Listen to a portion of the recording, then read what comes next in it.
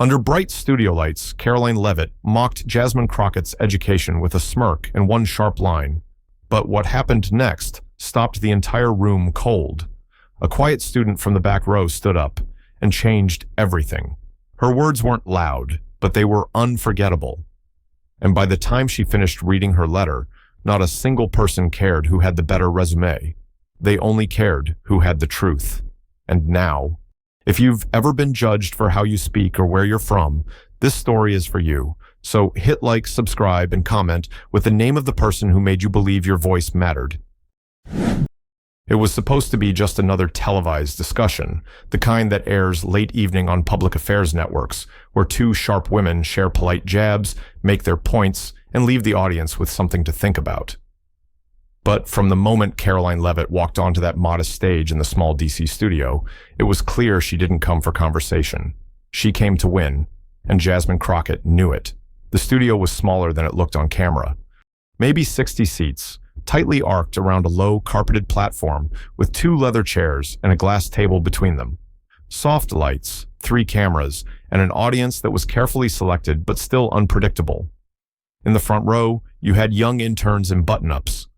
In the back, retired teachers and churchgoers, the kind of people who didn't applaud for every clever line, but leaned forward when something honest was said. The show was called Bridges and Barriers, hosted by Ryden March, a veteran interviewer who'd moderated conversations between presidents and prisoners alike. Tonight's topic was deceptively simple. What defines real intelligence? Ryden opened with the usual pleasantries, introducing both guests with long lists of credentials. Karoline Leavitt, polished in her navy blazer and sleek hair, was described as a rising conservative star with a sharp tongue and media training to match. Jasmine Crockett, in contrast, was introduced not just by title but by legacy. A lawmaker known for giving a voice to the unheard, someone who had walked into Congress not on a polished resume, but through the side door of lived experience. She wore no bright colors or statement pieces, just black, just honest. When she took her seat, she made eye contact with nearly every person in the room before the first question was even asked. Ryden leaned into his chair and began.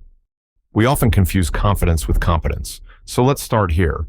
Is intelligence something that can be measured in speech, in credentials, or in something else? Karoline jumped in like she'd been waiting her whole life for that question. To me, she said, intelligence is about how you command a room. It's about knowing what to say, when to say it, and how to say it clearly. I've worked with people who didn't have Ivy League degrees, but when they spoke, people leaned in. Because their language was structured, precise, and grounded in discipline. Jasmine didn't interrupt. She just waited, her fingers laced lightly in her lap.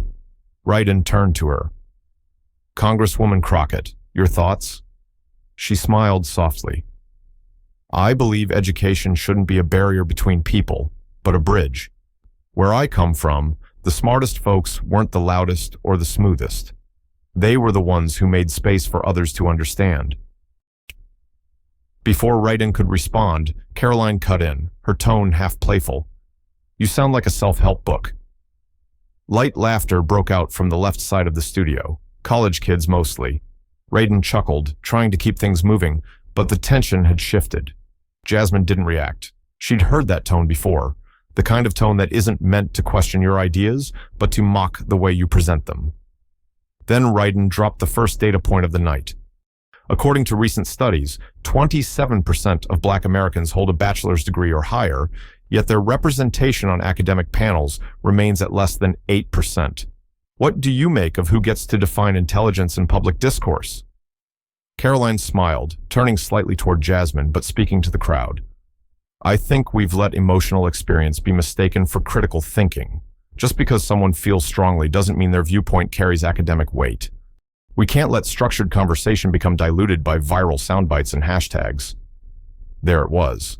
A clean jab. On camera, it looked calm, almost reasonable. But in the room, it landed differently. It was the kind of comment that didn't just challenge Jasmine. It dismissed the entire community that had shaped her. Jasmine didn't flinch. She tilted her head, like she was watching someone walk into a trap they built for someone else. Ryden, sensing the electricity building, moved forward. Congresswoman, When you say education is a bridge, have you ever been told that your way of speaking is more emotional than intellectual? Jasmine nodded. Many times. Most often by people who think emotion and reason can't live in the same sentence. A few in the crowd nodded. A woman in the third row whispered something to her husband and gripped his hand. Karoline straightened her back. Would you define critical thinking for us, then? I think it helps if we all agree on the definition. There was no gasp, no sharp intake of breath, just stillness. The kind of stillness you feel when someone just took it too far. Jasmine didn't blink. Critical thinking, she said, is questioning even the beliefs you were raised to hold sacred. That should have ended it. But Karoline, clearly sensing a win, pressed forward. Sounds nice, but it also sounds like an Instagram quote. That got a few forced laughs, but not the kind you hear when a room is with you. The kind you hear when they're trying to figure out if they still are. Wrighton leaned forward.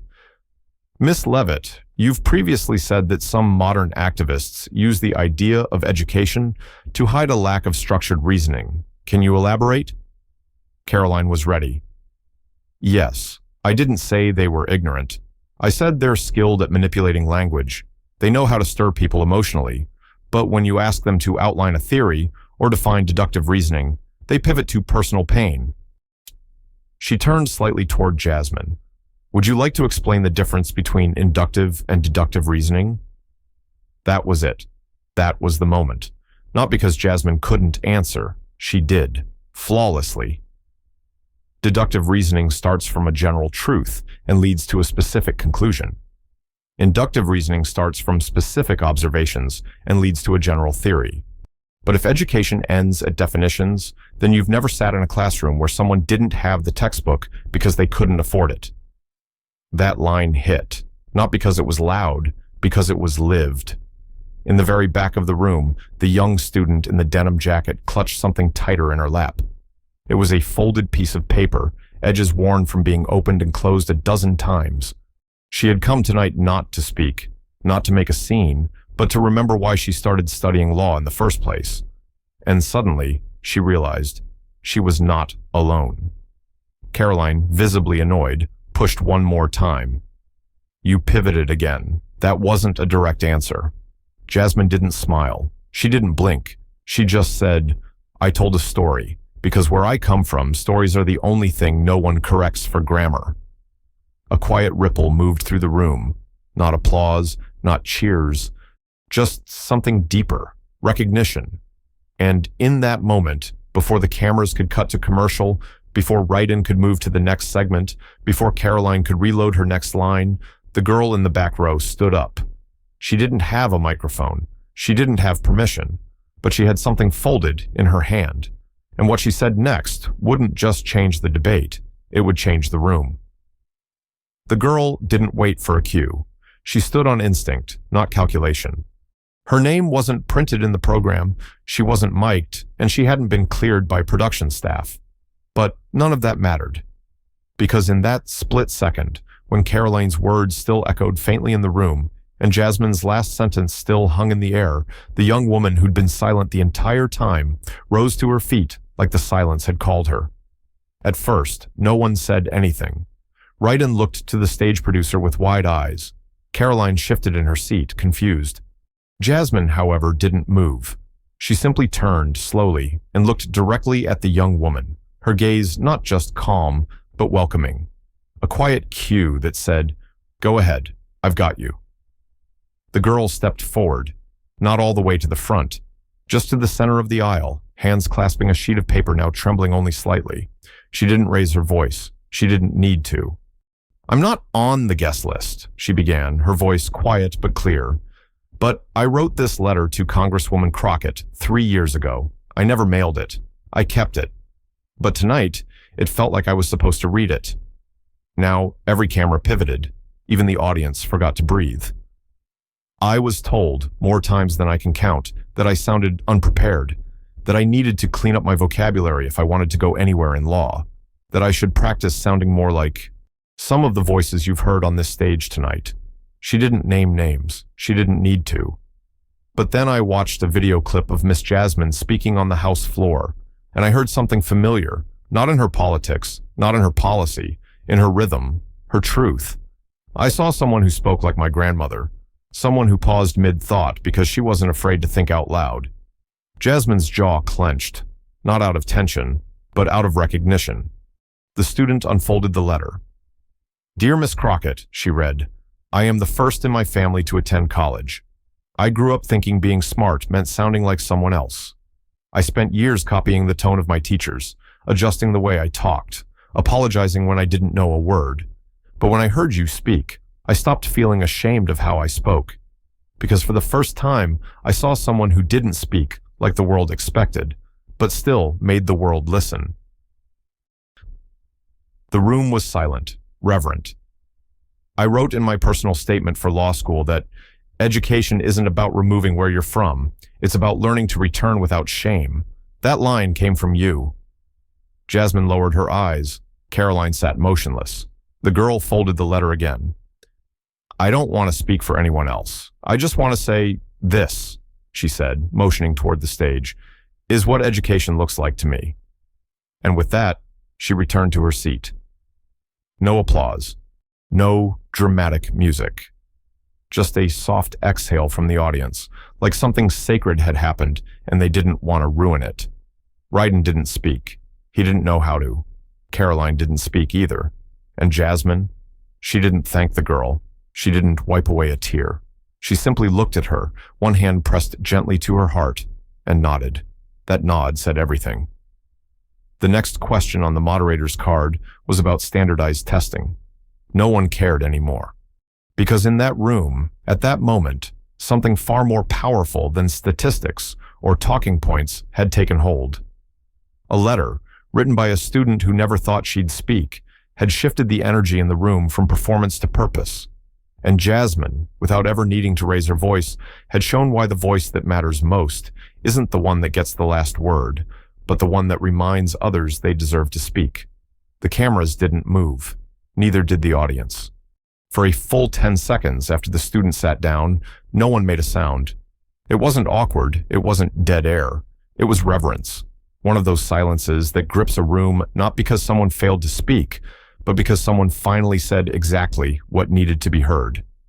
Ryden glanced at his cue cards, then quietly set them aside. This moment couldn't be steered by a script. It had to unfold on its own. Karoline Leavitt still hadn't spoken. Her posture remained upright, chin high, but her eyes had begun to drift. Not toward Jasmine, not even toward the student, but inward, as if part of her had just realized that something irreversible had happened. Jasmine Crockett remained still. She wasn't soaking in praise. She wasn't performing grace. She was waiting, not for applause, not for rebuttal, but for the moment to pass naturally, for the story to breathe. Her left hand remained gently over her heart. And then, an unexpected thing happened. A woman seated in the second row, a retired elementary school teacher named Bernice, who had remained silent the entire time, reached into her purse, pulled out a small notebook, and wrote something. Just a line. She folded the page, tore it out carefully, and placed it on her lap. The camera didn't catch it, but those closest did. It was as if the student's courage had given people permission to remember something they didn't even know they'd forgotten. Jasmine finally broke the silence, but not with a counterpoint, not with a political retort, just a story. "When I was in law school," she began, her voice low and steady, "there was a class called Evidence and Application. The professor was strict. He once told a student that her voice was too neighborhood to present opening arguments. The audience tensed. Jasmine let it linger. The next day, she continued, I went to his office and asked, is the goal to win a case or to make a courtroom more comfortable for people who don't look like us? He didn't answer. He just closed his laptop. A few people smiled. One man, a former public defender seated in the fourth row, exhaled softly, arms folded, nodding with memory. But I learned something that day, Jasmine added. That comfort has nothing to do with truth, and the truth often sounds different than we expect. Karoline blinked, hard. She adjusted in her chair as if preparing to speak, but she didn't. Not yet. Maybe she was searching for the right words, or maybe, for once, there weren't any. Ryden turned to her gently. Miss Leavitt, would you like to respond? She hesitated. Then, I didn't mean to insult anyone. Jasmine looked over, not sharply, just curiously. I was taught that structured thinking and academic tone are signs of respect for the space, Karoline added. But maybe I've confused form with value. It wasn't an apology, but it was something. A soft murmur moved through the audience, not affirmation, not rejection, just humanity. The student in the back row remained still.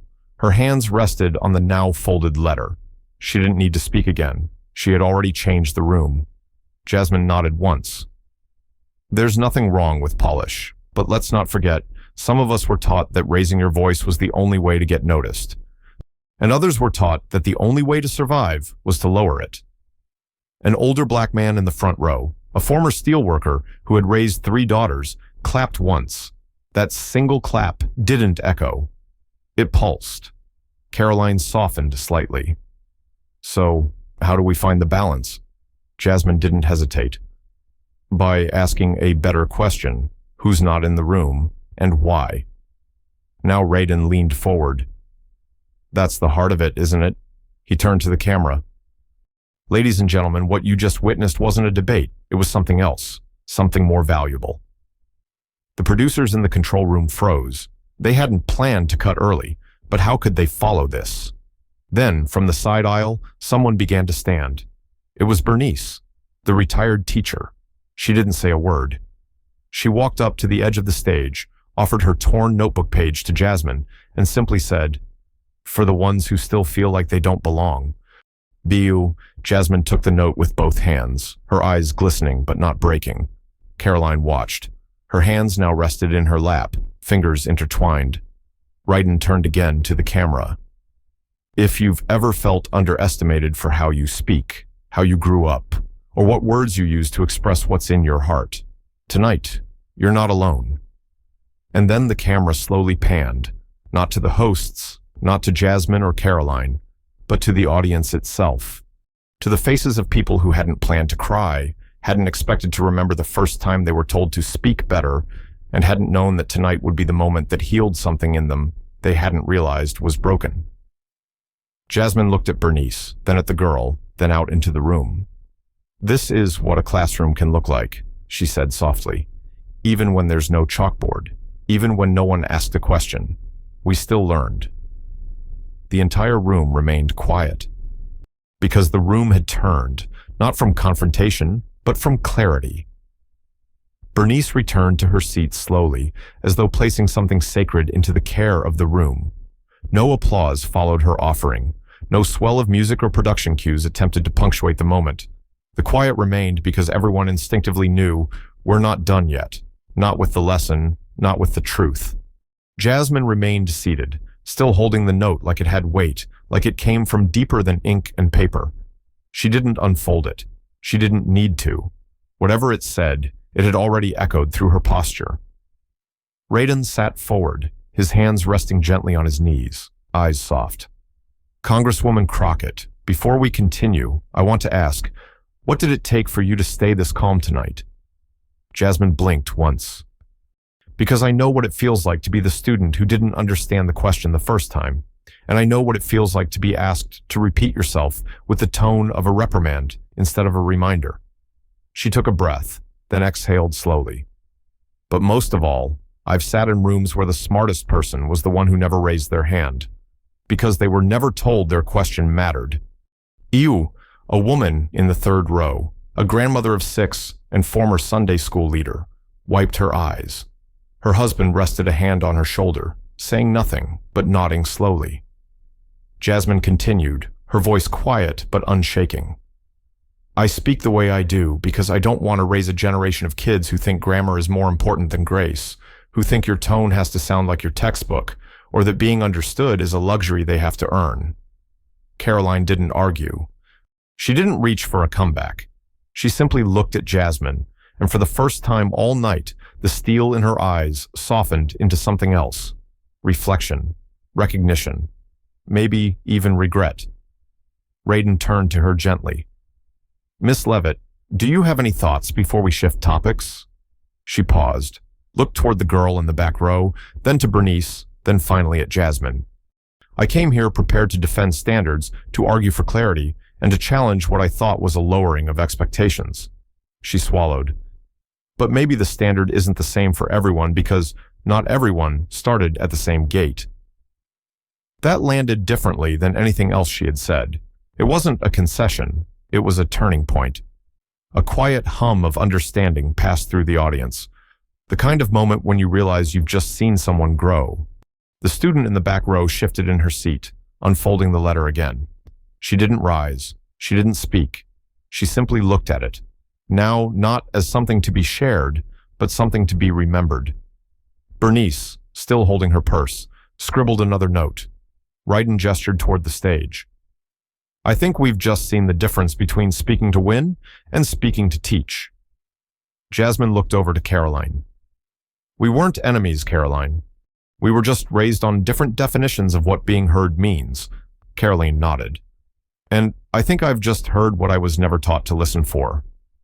There it was, not surrender, not defeat, but something more powerful, transformation.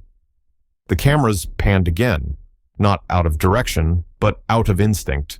They landed not on the guests, not on the moderator, but on the people who had come to watch and had left, carrying something they didn't walk in with.